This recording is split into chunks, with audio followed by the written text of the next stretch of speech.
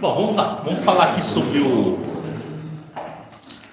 pulso horizontal, né? Tá? Então vamos lá.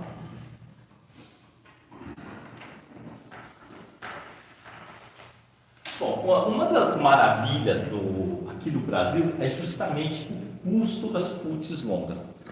O custo das pulses longas, elas trazem uma simetria muito grande, né, de relação risco-retorno. Tá? Então, a característica das puts é que a rolagem das puts geralmente não é muito boa aqui no Brasil.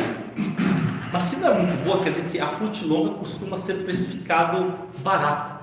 Né? Se a rolagem é ruim, é porque a longa está barata, por isso.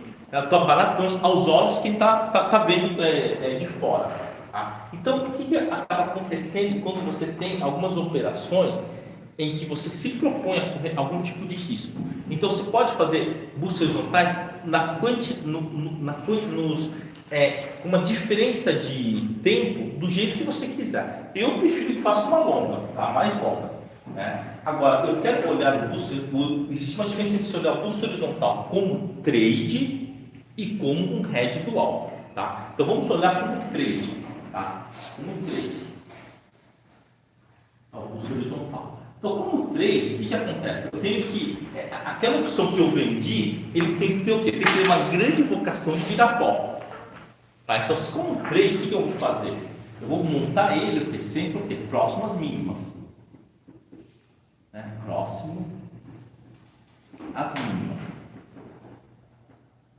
Então aí faz sentido, vai fazer algum sentido. Então, por exemplo, lá, a Ambev lá. Né? Ambev 3 lá nos 14,50, por exemplo, eu acho que faz sentido. Você compra lá uma da P150 e vende duas lá da M150. Vai, pronto. Eu acho que faz sentido isso daí. Tá? Vou colocar aqui X, vai colocar aqui X150, considerando que eles são 2 anos aí para frente. Tá? Faz sentido, acho que faz bastante sentido essa operação aqui. Né? Mais X150. Tá? Se for, por exemplo, na Vale 3, quando ele está na faixa de 65.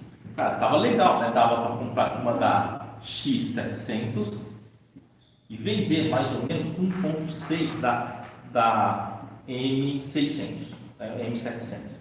Tá, então, esse tipo de operação eu acho que faz bastante sentido quando está próximo das mínimas, e a opção que você está vendendo, ele tem o quê? Ele tem, vamos dizer, uma boa capacidade de virar pó. Tá? Ele tem o quê? Tem vocação para virar pó. Porque se ele não tiver vocação para virar pó, né, vai ficar difícil a sua rolagem. Tá? Bom, agora aqui a gente tem que pensar o seguinte: tem uma diferença muito, vamos dizer assim, muito singular entre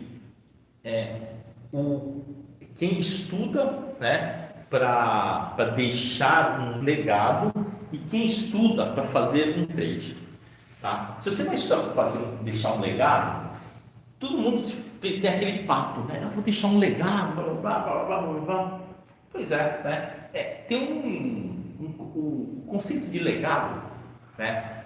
O que é um legado? É um grande saber que você deixa. É um grande saber, é uma coisa útil que você deixa. Tá? Então, no conceito ocidental, o legado é para os outros. O legado é para os outros, né? No conceito oriental já não é assim. Não que o legado não seja para outros. Ele parte do seguinte princípio: se o legado não serve para você, não pode servir para os outros. Não pode servir para os outros. Tá? Ou seja, o que você vai estudar, aquele legado, né? Eu vou deixar um legado, meu conhecimento, não. Então, isso daí é uma terceirização de responsabilidade. Né? Se você vai fazer um estudo, esse estudo tem que servir para você. Né? Então, o estudo que você fizer, né, ele vai ter que ser de uma forma, não o saber pequeno. Tá? Então, nas culturas orientais, né, e também principalmente nas culturas, entre aspas, tá? Bem entre aspas mesmo, tá? Que chamam de primitivas. O que é uma cultura primitiva? O pessoal gosta disso daí, eu não gosto desse termo, não é esse termo, tá? Então você tem no estudo das sociedades, você tem o quê? Tem uma divisão entre sociologia e antropologia. Então, qual que é a diferença em sociologia? Nenhuma. Na minha opinião, nenhuma. Tá certo? Né? Só que, se você for procurar, né? Agora está sempre entre aspas, que a sociologia estuda uma sociedade organizada que tem instituições. E a antropologia estuda o quê? Estuda sociedades que não são estudadas pela sociologia. Pronto. Tá, então, uma tribo, por exemplo, o pessoal fala, isso aqui, quem vê isso aí é um antropólogo. Tá? Eu acho que os dois são a mesma coisa. Tá? Só que você tem o quê? Diferentes graus de organização. Mas quando você vai falar sobre... quando você começa a estudar um pouquinho, um pouquinho mais das sociedades que são mais tribais, eles têm uma diferença muito grande. É bem claro, né? Dois tipos de saberes. Aquele saber que é mais instantâneo e aquele saber que você passa através das gerações. Esse que passa através das gerações, eles chamam de o grande saber. E o pequeno saber é aquele que você vai usar no dia a dia. Você vai usar no dia a dia. Então, por exemplo, a maioria das sociedades, né, que você tem lá, né, principalmente naquelas... Não tem só indígena que não teve contato humano aqui no Brasil. Tem nas florestas lá de Filipinas, do Vietnã, né, da Tailândia, tem lá indígenas que praticamente o ser humano não chegou lá. Tá? Então, nessas sociedades eles falam muito sobre esse grande saber. Tá? Quando você tem a maioria das sociedades indígenas falam sobre o grande saber, que é aquele que você deixa o legado lá para frente. Tá? Então, quando a gente começa a pensar, você fala, poxa, mas como é que eu vou deixar o legado para mim? É você ter um conhecimento que ele seja cumulativo. Que aquilo que você aprende serve, né, daqui para frente, você pode usar aquilo para sempre, desde que mantido as condições. Ou seja, ele é um saber de aplicação crônica. Tá? Diferente, quando você vai falar numa análise gráfica, por exemplo, ou então o cara fala assim, olha, está um ponto bom para você comprar semilha. Bom, na minha opinião, aqui no Brasil, tá, tirando uma ou outra exceção, todas as elétricas são boas. Acho que é melhor falar, olha, elétrica aqui no Brasil pode ter problema de regulamentação escambau, ele não pode quebrar, porque senão você fica sem luz. O governo não vai deixar a cidade toda sem luz. Você vê que até hoje, quantas elétricas que pediram concordata, recuperação judicial? Cara, nem sei se alguma pediu, mas varejo você vê um monte. Então, acho que essa informação é uma informação que é um legado para você mesmo. Olha, eu particularmente eu nunca investiria em varejo. Se eu fosse escolher, eu escolheria elétrica. Então, essa informação ela é muito mais valiosa do que chegar e falar, olha, está dando ponto de compra na Light. Tá, agora que está R$10 e estava R$2, é fácil de dizer, né? Eu quero ver lá quem pagou 28, 29 lá na Light, se ia comprar lá no R$2. Provavelmente o cara estopou lá no 3, no 2. Tá? Então vamos falar um pouquinho sobre esse saber. Então, as operações que a gente vê aqui no canal, de um modo geral, eles têm pelo menos a pretensão, tá? Não vou dizer que é o grande saber, de ser um grande saber. Que é aquilo que você vai poder utilizar em outras situações, e ela é cumulativo, e você vai poder utilizar esse conhecimento de uma forma crônica. Tá? Então você vai falar assim, tá bom, então Ambev eu estipulei que é 14,50, por quê? Porque você vai lá no ADVFN, você vê lá que no 15 eles passam um tempão lá no 15, tá certo? E a Vale? Bom, a Vale nós já tivemos o quê? Nós já sabemos que ele pode descer quanto? 3 degraus de 12%, e aí a gente vê. Então, essa informação da Vale é uma informação razoavelmente perene. Tá? Daqui a 3 anos, será que essa informação da Vale, que você espera cair 3 patamares de 12% para começar a entrar nele, vai fazer sentido? Provavelmente sim, porque acho que não vai mudar muito o mercado de minério de ferro nos próximos 10, 20 anos. Tá? Mas a Vale já foi diferente. Quando era Vale 5, ele tinha um comportamento completamente diferente. Tinha uma vol muito mais baixa e tinha uma movimentação muito mais discreta. Quando mudou para Vale 3, ele modificou completamente. A volatilidade dele aumentou muito, tá? E o poder de mudança, né, de patamar também aumentou muito. Então você vê lá, pega alguns períodos da Vale, você vê que realmente ele tem umas mudanças absurdas, né? E outra, esse ciclo da Vale é um ciclo razoavelmente curto. Tá? É razoavelmente curto. Em torno de 18 meses, ele pode fazer todo esse ciclo de ida e volta. Né? Provavelmente aí quase que 2 vezes. Pegar os últimos os últimos 18 meses, 24 meses, você vai ver que ele foi nesse ciclo, bateu lá a máxima, desceu a ladeira, bateu uma máxima e desceu a ladeira novamente. Então, em relação à Vale, acho que esse comportamento, é um conhecimento que você pode provavelmente assumir como um legado para você mesmo. Tá? Agora, da Ambev não precisa ter muita dúvida não, é só você pegar e ver qual foi a história do último ano, dos últimos 2 anos, né? E só lembrar que nos últimos 15 anos, né, pagou menos que a poupança, né, de dividendo, né? Tá? Então, faz sentido que ele não vá subir muito? Eu acho que faz sentido que não vá subir muito, porque o que ele paga de dividendo não justifica. Então, eu acredito que tenha mais tendência dele estacionar mais para baixo do que para cima. Mesmo com toda a perspectiva de melhoria, eu acredito que a Ambev aqui, acho que 14,50, talvez no ano que vem a gente esteja falando dele no 14. Tá? Porque o seu dividendo, tá? Ele não está conseguindo ganhar valor de mercado e o seu dividendo ele é muito baixo. Diferente da Taesa. A Taesa pode ficar nesse nível quanto tempo quiser, porque o que ele paga é praticamente o CDI. Né? A Taesa consegue pagar. Então, essas informações é bom a gente ir absorvendo isso daí. Tá? Então, como trade, tá? O Bolsa Horizontal serve muito bem quando você conhece o ativo e vê que ele tem efetivamente um potencial de um bom suporte lá. Tá? Vamos pegar, por exemplo, né, a Itaúsa. A Itza4 ele já é um pouco diferente. Tá? Geralmente acontece com o Itza4. Ele bate uma máxima e ele consegue cair até 22% num período de 6 meses.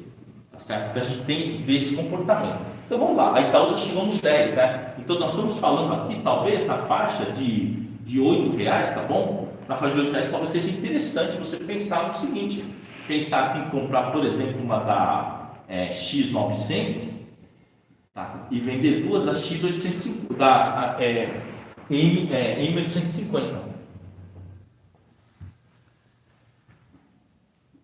E a Itaúsa, mais ou menos na faixa de 50 centavos, já não tem mais rolagem. A Itaúsa deu 50 centavos, aqui a rolagem já é quase zero. Mas, por exemplo, essa expressão eu acho que faz sentido.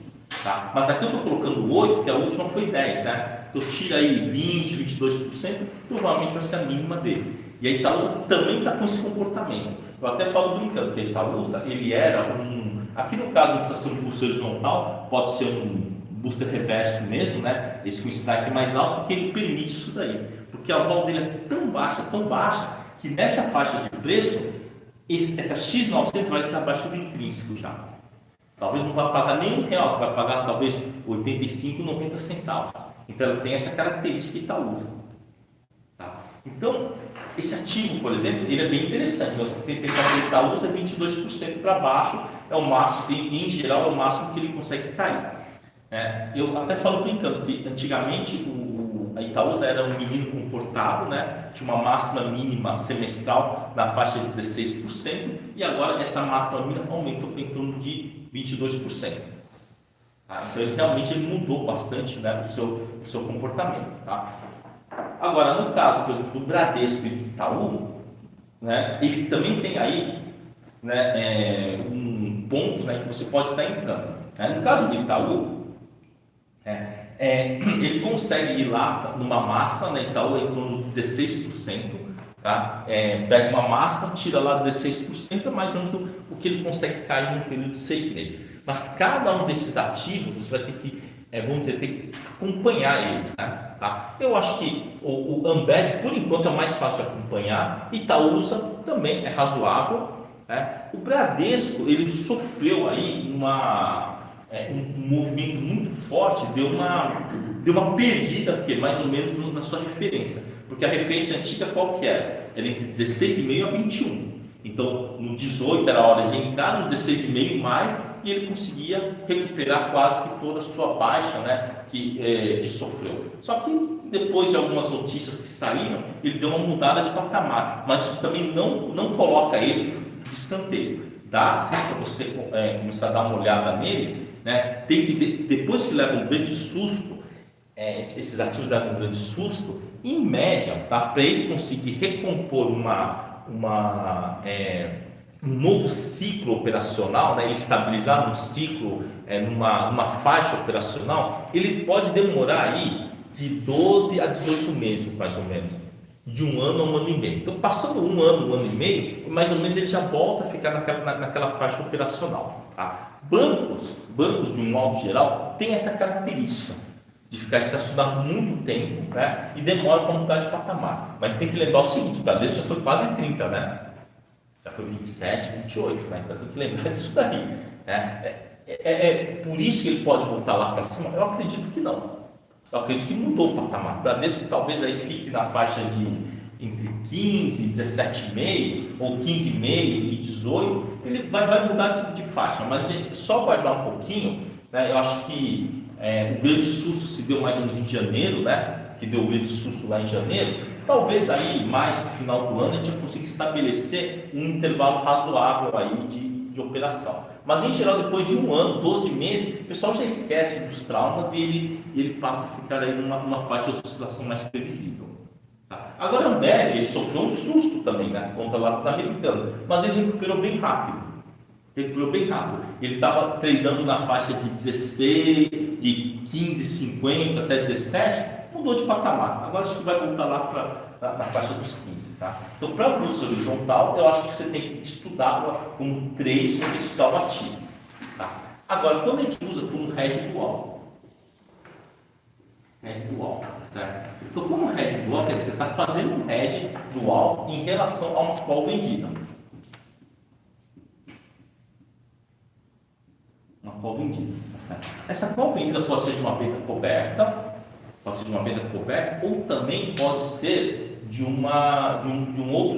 operações, por exemplo, do Straddle Long Put. Tá? Então, o Straddle Long Put, se você não tem intenção de estopar, aí você vai ter que partir para o hedge dual, tá? Com o custo horizontal. Então, vamos lá. Né? Vamos pegar aquela situação em que o pessoal comprou aqui uma da P105 e vendeu, né? Lá no passado, né? Uma da F105 e uma da S, R, né? Seria F, né? R105. Tá? Então estava nessa faixa, o papel estava em torno de 103, 104, né? Menos R105. Tá? Então quanto seria o stop? O stop seria aqui no 109. Mas se você não tinha a intenção de estopar, lá no 107 você já tinha que ter tomado alguma atitude. Quando ele, quer dizer, estava no 103, né, 102, o mercado começou a subir, começou a ameaçar esse cara aqui. Quer dizer, esse cara que você está exposto nele. Então você já tinha que fazer um hedge aí, tá certo? Antes de chegar no stop. Então aí você tinha duas opções de fazer um hedge. Ou lá no 110, ou no 108 mesmo. Então vamos supor que lá no 107, tá? No 107 você pegou e acionou, tá, o seu stop lá, acionou o seu hedge. Então aí no caso, né, você podia ter feito o seguinte, podia ter vendido aqui, né, eu vou colocar aqui um lote de 2, não, pode colocar um lote aqui de 5, vai ficar mais fácil de visualizar. Então vamos supor que você fez com 5 aqui. Tá, então menos 5, né, menos 5, tá? Então aqui, nesse caso aqui, nesse momento, você pode acionar você pode pensar ou você pega e vende a mesma quantidade de call, tá certo? A mesma quantidade de call, ou você vende somente você pode vender até o dobro se quiser.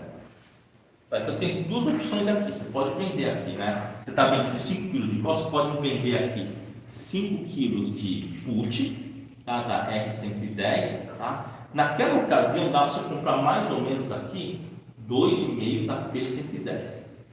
Você pode pegar, fazer isso daqui, aí a sua exposição é somente de 2,5, tá? Você está comprando 2,5, ou você podia comprar 5 aqui, né, e vender 10 da R110. Se você acreditasse que o mercado ia continuar subindo. Mas esse é o mínimo que você tinha que fazer, tá? Esse é o mínimo que você tinha que fazer, esse é o mínimo. Tá? Quem fez isso aqui acabou se dando bem, porque isso aqui virou pó. Só que na hora que você vai fazer a operação, nós temos o quê? Nós não temos a bola de cristal, né? Mas esse é o mínimo que tinha que fazer.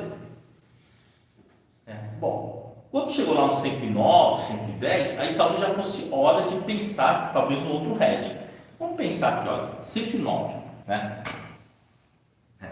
O que você fez aqui no 107.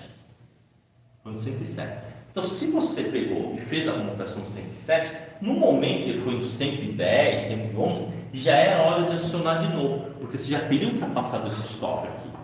Tá? Então, lá no 111, vamos pensar no 111, tá bom? Então, foi lá no 111. Essa, compra aqui 2,5, né, da P115 e vende 5 da R115. Pronto.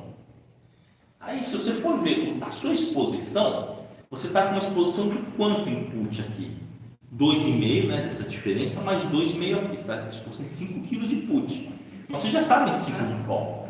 Só que nessa hora já aconteceu o seguinte: quando virou, né, virou o mês, isso tudo virou pó, né? Virou o mês, né? Quando virou o mês, vamos supor que ele chegou aqui no mola, tá? Ficou aqui no 112. Tá? Então tudo isso aqui virou pó. R105 virou pó, R110 virou pó, e sobrou quem? A R105. Então vamos lá, como é que ficou o nosso estoque? O nosso estoque ficou com 2,5 disso, 2,5 disso daqui e 5 disso daqui. Então tem 5 de P105 mais 2,5 de P110 mais 2,5 de R de P115. Estou vendido em... Bom, esses 5 kg de F105 eu já teria rolado para 4,5 kg de G105. E esse lote aqui de 5 kg de R110 eu teria rolado para, né, 5 kg de S115. Certo? Esse do 115 eu teria rolado para o 115. Sem redução nada. Sem redução nenhuma. Se isso aqui passar mais um mês, tá? Aqui, como eu estou vendido em 5, eu não estou muito preocupado. Eu poderia até aumentar, tá, a carga. Mas aqui, se você for fazer as contas, esse saldo aqui ele é positivo. Isso daqui, né, tem um bom valor, esse aqui ainda tem um bom valor, e o saldo seria positivo. Se isso daqui chegar acima do 115, aqui virar pó, tá? Esses 4,5, isso aqui provavelmente eu consigo pagar esses 4,5 que está devendo aí. Ou seja, o dano não é tão grande quanto se imagina, desde que você faça os bustos horizontais correspondentes. Tá? Agora, aqui, né, como você está vendido, poderia ter aumentado um pouquinho mais isso daqui, não muito. Tá? Você não precisa aumentar muito. Poderia, por exemplo, aqui, olha, eu estou com quanto? Poxa, eu estou com 10 quilos aqui, não é? Eu estou com 10 quilos. Não faz sentido eu estar vendendo só em 5. Eu poderia aqui, por exemplo, vender aqui mais 5 kg de S115, pegar o dinheiro para comprar o máximo possível de P115. Mas porque aqui deu para comprar só 2 kg de P115. Não, 1,5 kg, vai. Pode ser 1,5 kg, não tem problema. Comprar aqui. Não, acho que como está no 112, não dá para comprar uns 2 kg, vai. 2 kg de P115. E aí a gente vê o que aconteceu, né? No final das contas, né, vamos considerar que ficou no 114 aqui no vencimento. No 114. Tá? Então, quando ficou no 114 lá no vencimento, eu rolo quem? Então vamos lá. O que eu tenho aqui de put? 5 da P105 mais 2,5 da P110 mais 4,5 da P115. Esse cara aqui eu rolo reduzindo 10%, né? Menos 4 de H105. Tá? E tudo isso daqui, esses 10 quilos aqui, como ele ficou quase ao mesmo dinheiro lá, eu consigo reduzir aqui, ficou só 7 quilos de S, agora é P115.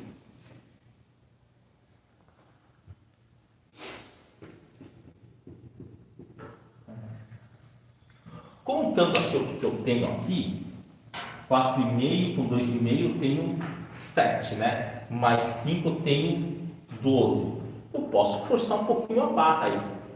Tá? Já que eu tenho 12, né? E o mercado está nessa faixa aqui, talvez possa vender aqui uns 12, vou vender 5 quilinhos aqui da P, né? Vamos colocar aqui P110 116 ou 118, por exemplo, né? E comprar aqui 3 da P120, vai. Eu posso fazer alguma operação desse tipo aí. Se o mercado continuar subindo, eu ganho mais 3 kg de P120. Olha, eu acho que em algum momento isso daí cai.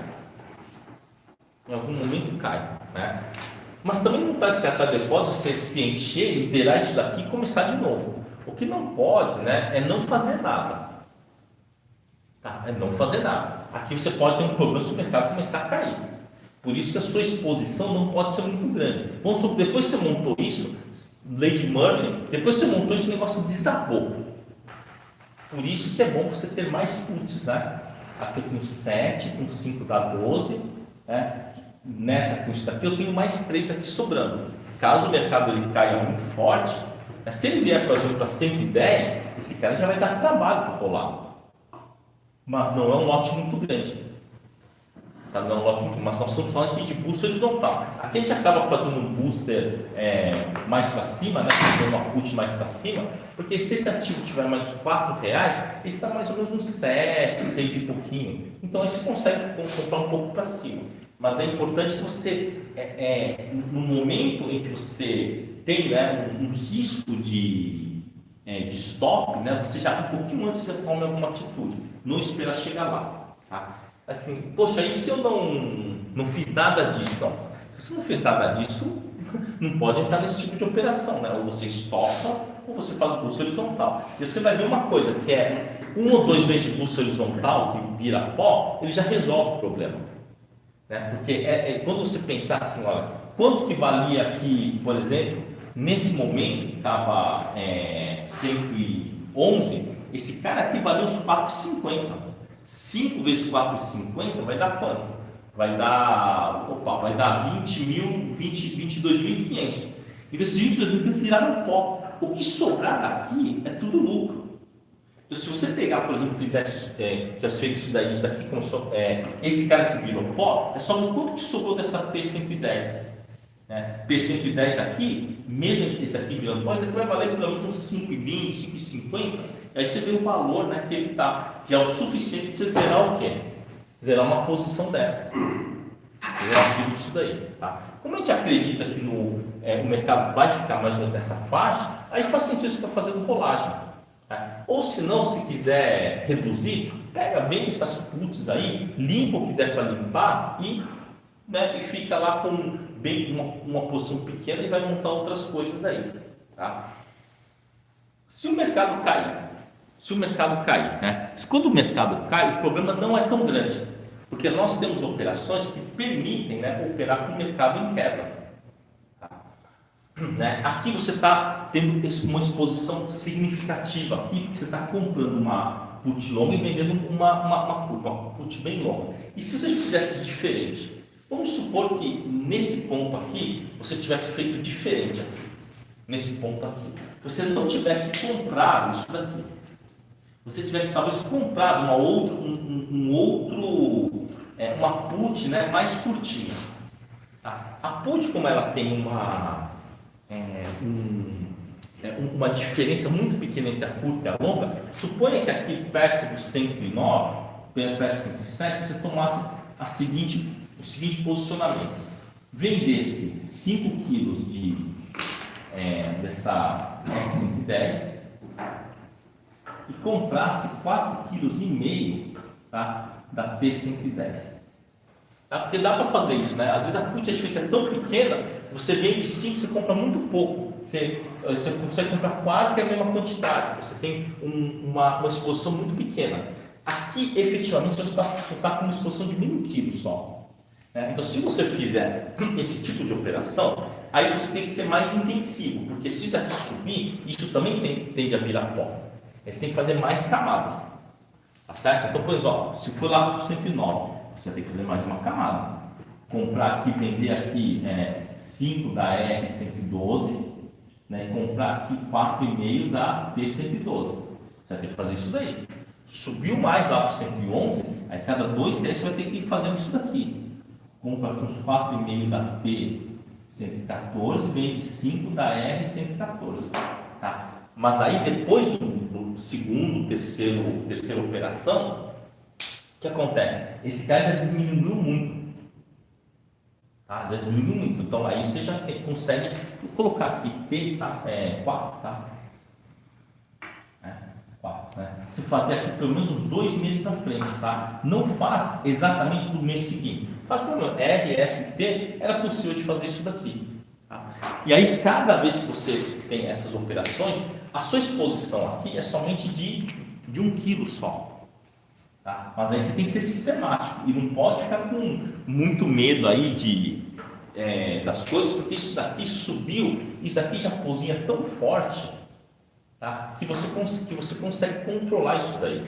Você consegue ter um certo controle da operação. Aí, só depois que você for fazer mais disso, é bom se ir zerando pelo menos uma parte aqui para você não ficar exposto. Tá? Não ficar exposto. Então, se você, por exemplo, aqui, o mercado subiu muito, você vendeu uma dessa e zerou 2 dessas, já está 3,3, já não tem mais exposição aí. Tá? Só que esse tipo de operação você vai ter que aguardar bem até o final. Bem até o final, para que isso acabe virando pó mesmo, né? E você fique com todas essas posições aí de graça para você. Tá? Mas não tenha dó, na hora que isso daqui chegar no vencimento, não tenha dó, zera tudo, pega todo esse dinheiro, aí você decide se vai reduzir a exposição da call ou se você vai embolsar o dinheiro e fazer isso daí de novo. Tá? Essas posições assim com call longa, eu prefiro isso daqui com call longa, porque ele tem mais continuidade, né? Ele tem mais continuidade, tá? Só que ele não é tão rápido quanto isso daqui. Isso daqui, por exemplo, vamos supor esse daqui, né? Que foi lá para o 109, né? Esse daqui, por exemplo, você montou, no dia seguinte subiu, ele já dá lucro. Então você tem uma tentação muito grande de zerar ele. Aqui ele também dá lucro quando sobe. Só que como esse daqui tem 2 anos, você fica bem mais tranquilo no quesito de aguardar, né, uma melhor oportunidade. Agora aqui o sangue ferve mais, né? O sangue ferve bem mais porque isso daqui ele tem o quê? Caso o mercado caia, né, e você pode começar a ficar negativo aqui. E a exposição é grande também, porque aqui são 15 opções, né? Mesmo que a exposição relativa seja de 1 quilo, aqui você tem um risco aqui, se o negócio desabar, isso vai ser ruim para você fazer as rolagens. Então aqui também tem quer dizer, cada um tem o seu problema. Cada um tem o seu problema. Mas se o mercado subir e ficar por lá, essa operação vai dar muito mais lucro. Vai dar muito mais lucro com menos risco. Agora, essa daqui com a put longa, também ele funciona, né? Na verdade, os dois são bons. Os dois são bons. Esse daqui, talvez seja bom a gente fazer com, sei lá, só quando você tiver já uma perspectiva que ele vai ficar meio estável lá. Está meio estável, né? Mas quando o mercado sobe, todos eles dão certo. Tá? Esse é mais perene e esse aqui ele é mais instantâneo. Tá?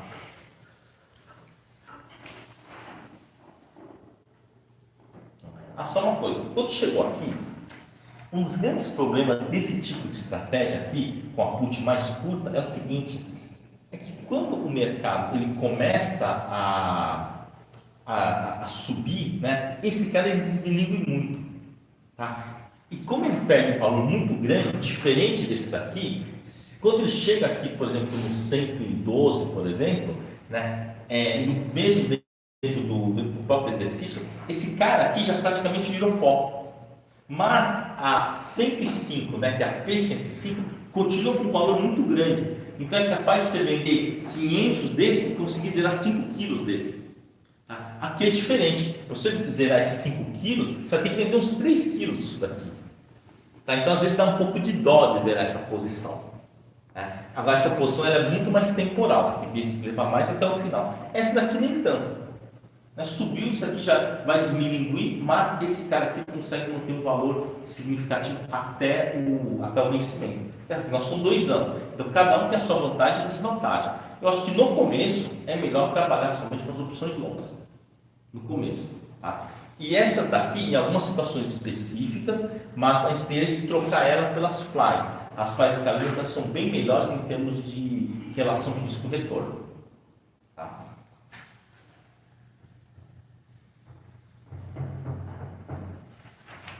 Então, vamos falar um pouquinho sobre as broken wings, né?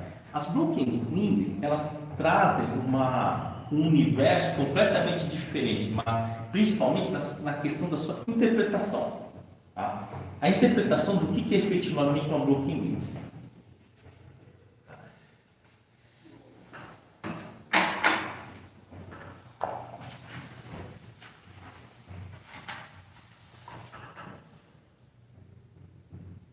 Então vamos lá, né? Em geral, né, nós temos algumas, vamos dizer assim, alguns elementos, né, que fazem agregar valor. Um dos elementos é o tempo. O elemento é o tempo, né? Tem até um filme de ficção e o cara chega num banco, né? Ele faz lá uma aplicação, ele volta no tempo, mas é uma ficção, né? Ele volta no tempo, vai até 1800 e não sei quanto lá, 1880, aí ele faz uma aplicação num banco, né? E faz uma aplicação por 100 anos. Ele volta em 1980 e naquela época, sei lá, amarrou um título num banco com 12% ao ano durante 100 anos, né, em dólar. E aí quando ele volta em 1980, ele vai lá com recibo, né, e ele está milionário, né? Bom, enfim, né, o tempo é um fator que agrega valor. Né? Então o tempo ele é fundamental, né, para você agregar valor. Mas outro jeito de agregar valor é risco. Você tomando algum tipo de risco. Em geral, tá? Então, em geral, o risco que você toma não compensa. Porque existe geralmente uma simetria de informação, tá? O Jorge Soros, ele fala, né, que o Jorge Soros, né, ele é formado em sociologia. Ele é um sociólogo, né? Ele fala sobre dois princípios, tá? O princípio da reflexibilidade e da falibilidade. Ele fala o seguinte, que o que você pensa, o que você tem de informação é reflexo do que você conseguiu enxergar no mundo, das informações que vieram. E por outro lado, ele fala assim, como as informações que vêm são sempre incompletas, então a sua tomada de decisão sempre vai ter o quê? Vai ter uma janela de falha. Então acho que isso daí é bom a gente acreditar nisso, que nós não sabemos tudo, ou seja, o que nós pensamos é somente o reflexo que nós conseguimos ver, e existe uma imperfeição nas informações que nós recebemos, por isso que nós estamos sempre sujeitos a fazer besteira. É isso. Então, no final, a gente parte do princípio que a gente pode errar. Então, já que a gente vai partir desse princípio, né, nós vamos ter que pensar o seguinte: talvez as nossas operações tenham que passar por um balanceamento melhor entre risco e tempo. Tá? Em geral, por que a maioria do pessoal do day trade perde dinheiro? Bom, você até pode ter as melhores informações, só que o fato de você ter uma finitude de tempo para tomar decisão faz com que você tome decisões inapropriadas. Tá? Se você pegar o dólar, por exemplo, quase sempre nas últimas 3 horas ele tende a se convergir perto do seu VWAP. Então, se ele teve um VWAP, por exemplo, a média de volumétrica foi lá de, sei lá, 4.830 e o dólar está 4.870 nesse momento, isso é uma grande chance, mais de 70% dele chegar perto desses 30 aí que seria o seu VWAP. Existe essa tendência. Agora, a pergunta é o seguinte: será que o cara aguenta esperar até o final do pregão? Não aguenta. No primeiro momento que ele tiver algum lucrozinho, ele vai querer sair. Ou se ele tiver um mega prejuízo, ele vai querer sair rapidamente. Então, o que acontece? Nesse caso, existe um outro fator emocional que pesa contra a pessoa. Tá? Agora, como eu falo, né? Você operar petróleo vendido para alguém que tem um estocão de petróleo lá no subsolo é muito fácil. Não tem muito mérito. É só você não estourar o limite que te deram. Mas não vou dizer que não tem muito mérito. Porque o mérito é conseguir passar nas provas, nas entrevistas. Mas não tem muito mérito operacional. Não tem muito, não. É que nem o cara que vai vender, por exemplo, o álcool, e ele tem usina.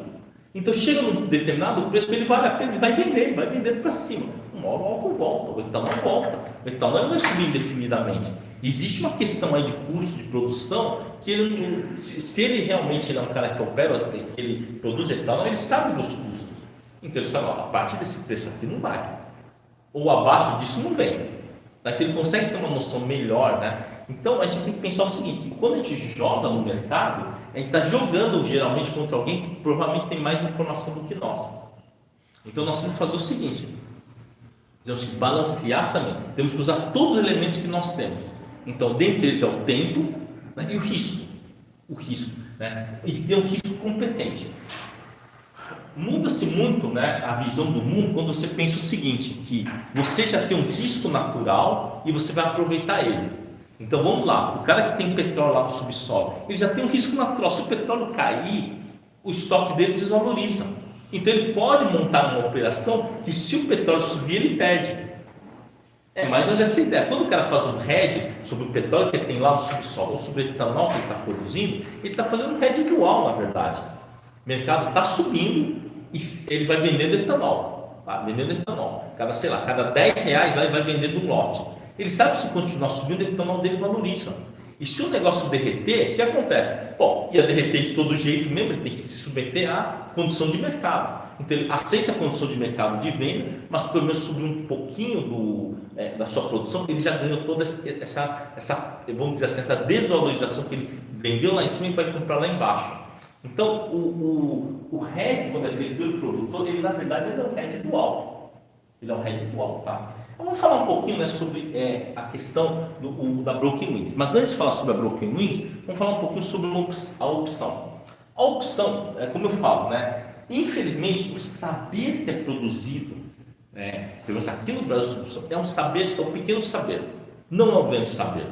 Não é um saber que você tem o quê? Uma mudança efetiva de percepção.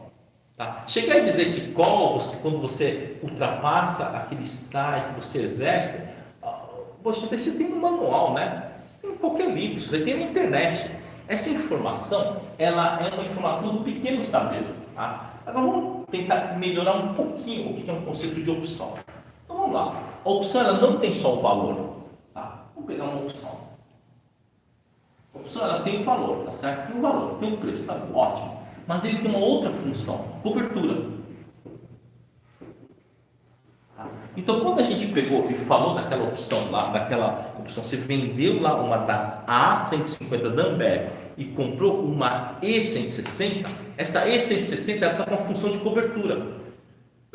Ela tem uma função de cobertura, então ela também pode fazer uma cobertura.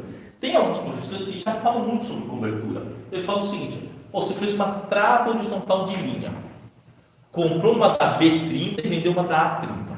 Só pode acontecer ou deu lucro ou deu prejuízo. Se deu prejuízo para cima, que o mercado explodiu, o seu prejuízo vai ser pequeno. Tá? Mas e se o mercado caiu? O mercado caiu, por exemplo. Você fez uma trava horizontal de linha, você fez aqui uma da B30 menos A30. E o mercado derreteu. O mercado derreteu e foi para 27.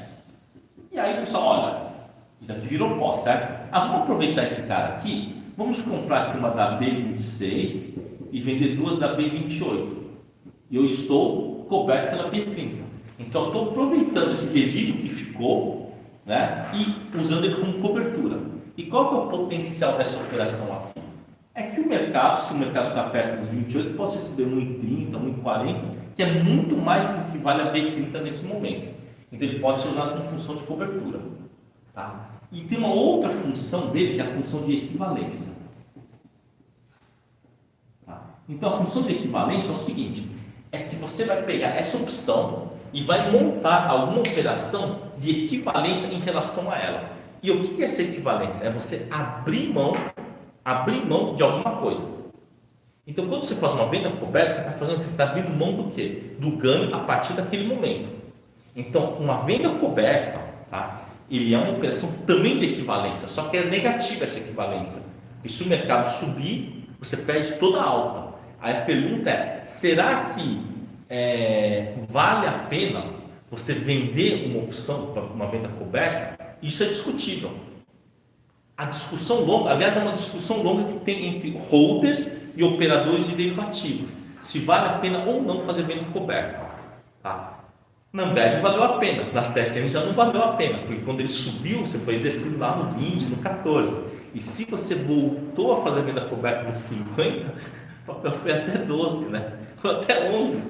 Então, quer dizer, a venda coberta na CSN não vale a pena. Matematicamente, ela não é vencedora. Porque quando você ganha um pouquinho, e quando você pede lote. Na Vale, ela é vencedora? Também pelo jeito não. Principalmente se você reproduziu ela. Se lá no 80, no 90 você fez venda coberta, no 95, tá? Então a venda coberta talvez não seja a melhor operação para esses ativos. Nos bancos, mais ou menos que funcionou nos últimos tempos. Nos bancos, mais ou menos que funcionou, tá? Não perdeu o dele, tá? Só que a equivalência está relacionada com o quê? Justamente com a equivalência, né? Com o quanto vale aquele ativo. Então vamos supor que você tenha a posição aqui, você tem aqui, por exemplo, uma A25. Essa A25. Então ela pode ter o seu valor, vai ter uma cotação, tá? Vai ter uma cobertura, você pode usar ele como cobertura. Então vamos colocar A30, vai? Vou colocar aqui vamos pegar aqui, está no 25, está no 27, vamos colocar aqui a A26, por exemplo. Eu tenho uma A26 na minha mão. Eu posso vender ele por 1,50, mas eu posso pensar o seguinte: suponha que eu falo o seguinte, olha, eu vou explorar a equivalência dele. Se o mercado for até 30, eu não preciso ganhar nada. Isso. Se chegar no 30, eu não preciso ganhar nada. No 30. Eu aceito ele não ganhando nada no 30, tá bom? Então, que é uma equivalência no 30 igual a zero. Ou seja, quando chegar no 30, eu não preciso ganhar nada. Mas a partir do 30 eu não quero ganhar. Eu posso impor isso daí. Então eu vou fazer o seguinte: eu vou pensar numa operação que eu possa até perder dinheiro, tá? Eu posso perder dinheiro, né, numa faixa, mas a partir de uma determinada faixa eu quero ganhar. Por exemplo, tá? Tem uma faixa que eu ganho que eu perco. Como eu não quero colocar grana, provavelmente eu vou ter que ficar exposto em algum tipo de delta. Então vamos supor que eu falo assim, olha, eu vou fazer essa operação aqui, olha, A26 menos 2A275 mais A30. Tá? Essa operação aqui, onde que eu tenho que fechar a sua conta aqui? 26, 27,5 no 29, não é? Eu tenho que fechar no 29. Eu fechei no 30. Então qual que é a minha perda? A minha perda aí é de R$1 teórico, não é? Então tudo bem. Então essa aqui é uma broken wings, né? Uma broken wings, tá? De delta estrutural igual a menos 1. Em que ponto? Bom, em qualquer ponto, se o mercado explodiu, tem que pagar um para sair, tá? Vamos lá. Eu vou olhar para esse cara aí, ó, para essa A26. Se ele chegar no 30, quanto vai valer a A26? R$4. Então eu quero uma equivalência de 0. Se fosse uma equivalência de 2, então eu só posso perder 2 aqui, não é? Mas a A26, para uma equivalência, no 30 igual a 0, eu posso perder R$4 aqui. A A26 vai valer quanto? Vai valer 4, não é? Mas se eu aceito 0 para ele, quer dizer que eu posso perder R$4 aqui. Então eu posso perder 4. Então para eu perder 4 nessa broken wings, eu posso montar 4 broken wings, né? Então eu vou ficar aqui, eu vou montar 4 broken wings. Então eu vou fazer 4 broken wings, eu vou estar comprando na A26. Então esse vai ser o quê? A minha operação. Juntando isso daqui, eu vou ter o quê? Eu vou ter A26, mais 4A26 menos 8 da A275 mais 4 da A30. Então, essa é a minha operação. Quer dizer, eu não botei dinheiro, isso aqui tem que ser zero cost call, tá? Zero cost call. Então, é esse sentido que a gente tem que entender da broken wings. Agora, uma coisa que começa a chocar, né? Então, vamos lá. Então, quer dizer, se eu juntar tudo, eu vou ter o quê? Eu vou ter aqui, eu vou considerar aqui, ó. Eu tenho aqui a A26, A265, A26, 4A26 menos 8A275 mais 4A30. Tá, então vamos pensar quanto que vai ser aqui o valor se estiver no 26, no 27, no 28, no 29, no 30 e no 31. Tá? Então vamos ver o que aconteceu aqui. O que eu fiz aqui? Eu estou trocando risco. Então eu tenho um potencial de ganho de R$4 aqui, eu estou abrindo mão desse potencial. Se eu quisesse ter uma equivalência de R$2, eu só montaria 2 dessas. Porque se chegar no 30, esse cara vai valer quanto? R$ 4, e aqui eu vou perder R$ 1 duas vezes. Tá, então vamos lá. Se tiver no 26, né, quanto que vale essa operação aqui? Vale 0 e vale 0, então não vale nada, né? E no 27? Esse cara vale 1 e esse cara vale 4, não é? No 27 esse cara vai valer 4, né? Você está 4 a 26, isso daqui vai virar pó. Então, somando os dois, eu tenho um resultado de 5. Tá? No 28, esse cara vai valer 2, tá certo? E aqui vai valer quanto? No 28, isso aqui vai valer 8 e aqui vai valer 50 centavos, né? Então, vai valer 4. Então, eu vou receber 6, né? Tá certo? Né? E no 29, então aqui vai valer 3, aqui vai valer 0 e aqui vai valer 3. Né? No 30, esse cara vale 4, menos 4 aqui vai valer 0. Quer dizer, isso aqui é o conjunto todo. Tá? E no 31? No 31 esse cara vai valer 5, esse vai valer menos 4, vou receber aqui R$ 1. Tá? Então vamos lá, como que seria o meu gráfico? Tá? Se eu tivesse comprado a seco na A26. Então aqui é no 26, né? Certo? No 26, e cada R$ 1 que sobe, eu vou ganhar R$ 1. Tá certo? Se ele chegar aqui no 30, eu vou ganhar 4, né? Eu vou ganhar R$ 4 aqui. No 30, né? Vai dar aqui R$ 4. Tá? Agora, se ele for 27, já mudou, né? Ele já mudou. Se ele for para o 27, se ele chegar no 27,5, no 27,5 aqui, teoricamente isso aqui vira pó, esse cara vai valer 1,5, então dá R$ 6, mais 1,5 daqui dá 7,50. Então existe uma maximização de 7,50 aqui no 27,5. Então eu teria essa figura aqui. Tá? E no 30 vale 0, tá certo? Mas a partir daqui eu começo a ganhar novamente. Então o que eu fiz aqui, né, nessa operação? No final das contas eu troquei a oportunidade de ganhar a partir dos 30 por o quê? Por uma oportunidade melhor aqui nesse miolo aqui. Tá? Então essa troca de essa equivalência, ele pode ser aplicado sempre. Pode ser aplicado quase sempre. Tá? Viu? Copia aí ou tira a foto aí. Tá? Pode ser aplicado praticamente sempre. Quer dizer, eu fiz uma mudança do payoff. Então, esse daqui é o original, né? Daqui é a operação original. Tá? Essa operação aqui com, né, as broken wings. Tá? Com equivalência.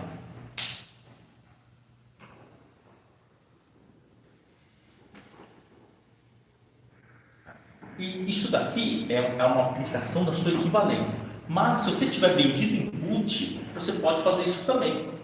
Se você tiver vendido input que tem um valor que tá difícil fazer rolagem, esse tipo de operação de broken wings pode melhorar bastante o resultado. Tá? Tira a foto aí que eu vou apagar. Vamos lá. Então, aqui vamos pegar um exemplo da aplicação. Né? Então, quando você tem uma call comprada, você pode fazer isso daí. E se eu tiver, por exemplo, uma ação? Tem uma ação que está valendo, pode ser lá, um Itaú, por exemplo. O Itaú agora está lá em cima, está valendo 20 euros. E eu quero fazer uma venda coberta. Talvez o melhor não seja fazer uma venda coberta. Talvez o melhor seja você fazer 2 ou 3 broken wings, né? Porque aí se o mercado subir um pouquinho, você ganha um monte. E se o mercado disparar, você não perde a oportunidade de estar ganhando com ele. Porque a pior coisa, por exemplo, lá na CSN, por exemplo, né, aconteceu isso daí. O cidadão vai lá, faz a operação e o negócio dispara e ele fica travado lá. Tá? Agora aqui tem uma desvantagem, né? Que se o mercado cair, você não ganha nada.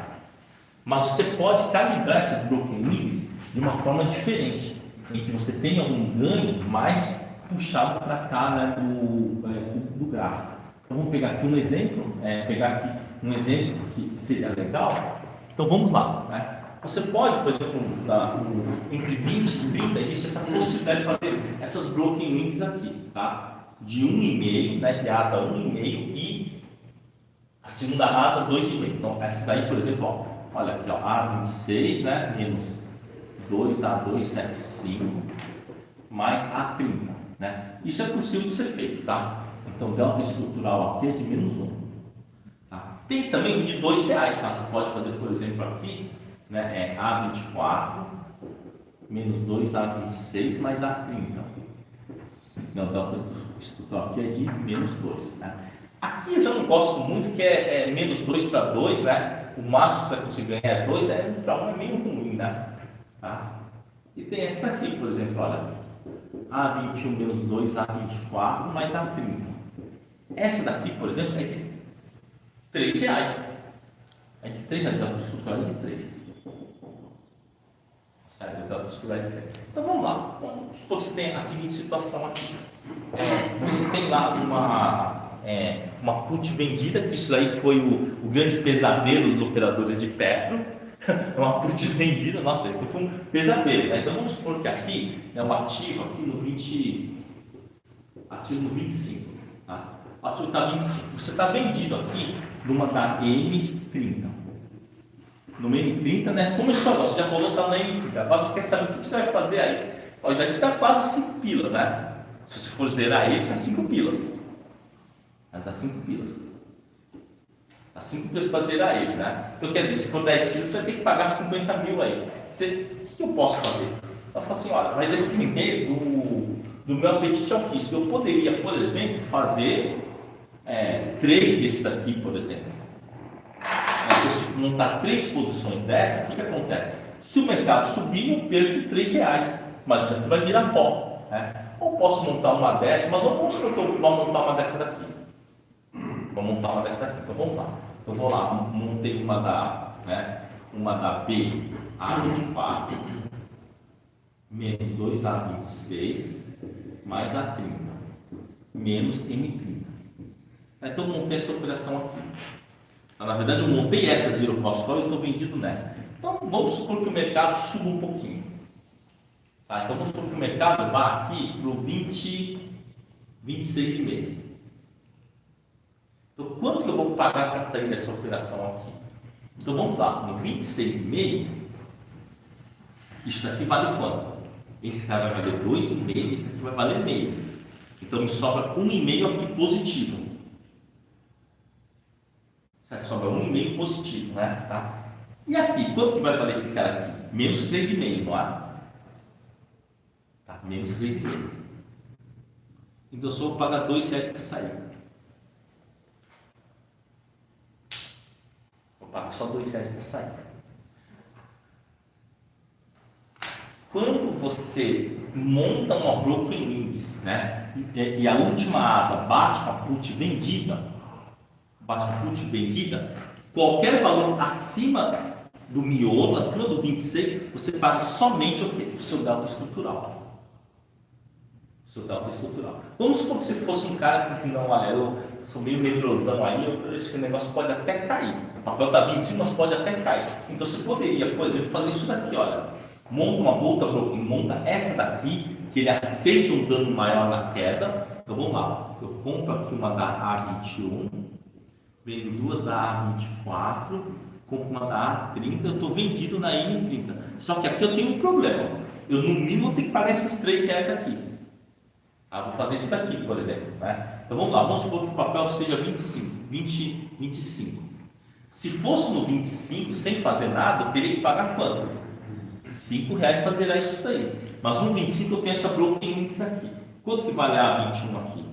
R$4, aqui vale 1, né? Então me sobra 2 menos 5. Vai dar menos 3, que é o delta estrutural disso daqui. Mas ele só funciona se ele estiver minimamente acima, né, desse miolo aqui. Tá? Mas pode ter em algumas situações o cara pode fazer uma forçação de barra aí, por exemplo. Né? Fala assim, olha, eu acredito que o mercado possa ficar perto dos 26. E ele monta duas nessa daqui, por exemplo. Tá? Então vamos supor que você montou duas da A24, menos 4 da A26, mais 2 da A30. Menos M30. Né? Então, se o cara foi lá, forçou a barra, montou 2. Só que aqui, se o mercado subir forte, quanto que eu tenho que pagar? Eu vou ter que pagar esse menos 2 vezes 2.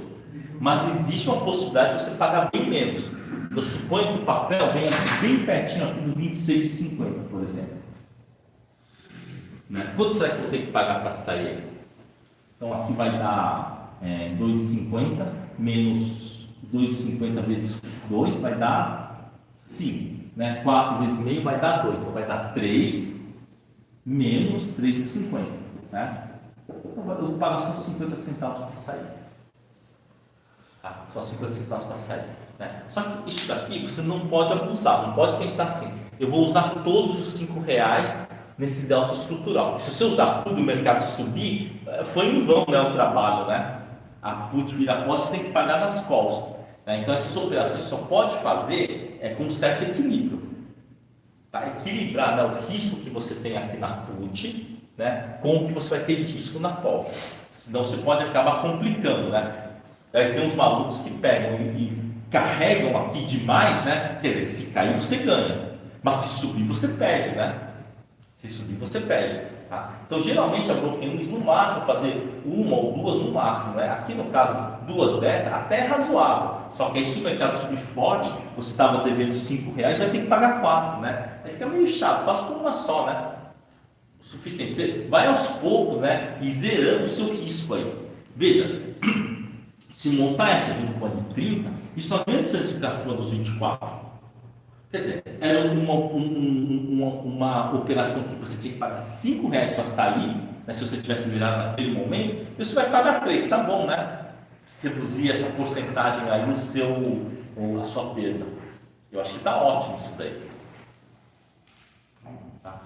E também, ao invés de fazer venda coberta, como eu falei, você pode, por exemplo, montar, né, posições desse tipo. Então, se o ativo está, sei lá, 25, por exemplo, né, se o cidadão montar um lote desse, seria até mais interessante, ao invés de fazer uma venda coberta, montar uma posição dessa. Porque se o mercado disparar, ele vai perder R$2 nessa posição, mas em compensação, se o mercado ficar no 25,5, 26, ele ganha, né, a valorização desse cara aqui e vai acabar embolsando lá no final lá do vencimento. Tá? Então, quando eu vou pensar em vendas cobertas, começa a pensar também, talvez, em algumas operações assim. É que, infelizmente, isso funciona muito bem mais na Petrobras, que tem muita liquidez, e em algumas situações da Vale. Nos outros ativos é mais difícil você conseguir combinar isso daí. Tá? Mas, em geral, você vender as call na linha do dinheiro, né? Se o papel tiver 25, vender do 25 é melhor porque tem mais valor extrínseco aí. Foi feito no período de intenção de ir montando cada vez mais baixo? É que na verdade não dá para você fazer muito isso daí, né? Porque você até pode montar mais para baixo, né? Só que quando você monta mais para baixo, caso o mercado volte a subir, você vai acabar se machucando, né? Tá? Isso daí, na verdade, são proporções não alavancadas. Tá? Quer dizer, esse 30 que vendeu, você já tinha condições de comprar esse papel, por exemplo. Aí faz sentido. Mas já tinha condições, né? Agora não dá, a não ser que caia bem o papel, assim, ó, esse daqui eu quero vender a put, eu acredito na alta. Você vende esse cara aqui e monta essa broken news aqui. Se ele subir um pouquinho, você já tem um ganho muito grande. Tá? Mas se continuar caindo, não protege nada. Não, se continuar caindo, isso aqui vai acabar virando pó, né? Tudo. Né? Então, ele é uma operação de um hedge, em que você não está fazendo um hedge real. Né? Tipo assim, um hedge colateral. É que se você fizer um hedge colateral, você tem que pagar pelo hedge. Agora, se você tiver, por exemplo, ou falar assim, olha, mas eu acho que pode cair, talvez se você montar uma dessa, utilizar 100% do seu delta, do seu valor aqui, quer dizer, se subir, você vai perder. Né? Mas se cair, vier, por exemplo, para 24 e pouquinho, esse cara aqui dá exercício, esse cara aqui também te dá uma grana, então você vai ter que escolher, né? Então, um dos lados. Não tem jeito de você ganhar, né? Sem você ter o quê? Você correr algum tipo de risco. Aqui você vai ter que tomar uma decisão se você já está enforcado aqui, você não tem o que fazer, você vai ter que fazer isso. Vai ter que fazer, mas só que a Petro é diferente, por exemplo, da CSN que pode ficar lá 6 meses caindo. A Petro não acontece isso daí. Não, exceto lá em 2016, o que acontece com a Petro? Cai 3, 4 dias, depois ele volta 2 dias, né? Então, para a Petro isso deve funcionar razoavelmente. Tá? Como eu falo, depende do ativo, mas aí não funciona para tudo. Quando a gente fala de ativos, são esses que a gente está sempre mexendo, já conhece ele, sabe que ele não vai se mexer demais nem para um lado nem para o outro, porque senão a gente tem bola de cristal, né? Entre não fazer nada ou fazer alguma coisa, é melhor fazer alguma coisa. É mais ou menos esse espírito da coisa.